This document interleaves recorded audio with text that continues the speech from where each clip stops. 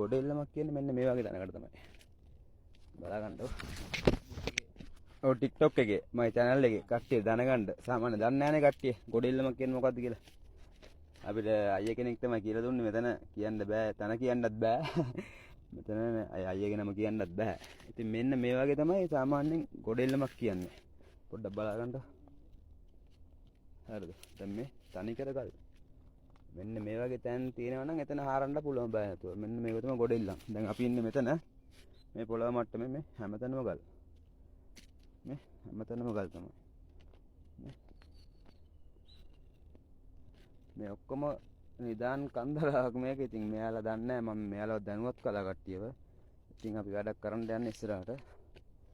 ඉතින් මෙන්න මේ වගේ තමයි තියෙන්නේ ගල්. හරිද? මේ ඔක්කොම තනි කර එල්ලම්. එල්ලමක් කියන්නේ මෙන්න මේ විදිහට තමයි තියෙන්නේ. බලාගන්න කට්ටිය ඉල්ලන් ඇහුවනේ.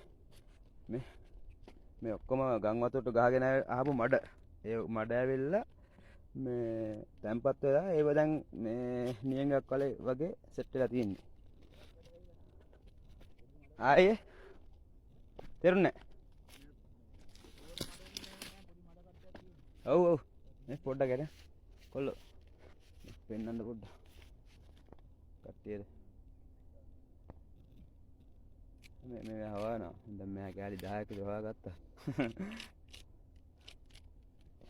මෙයාගේ තැන් වලින් අපිට යන්න හිතෙන්නේ නැහැ. තියනවද?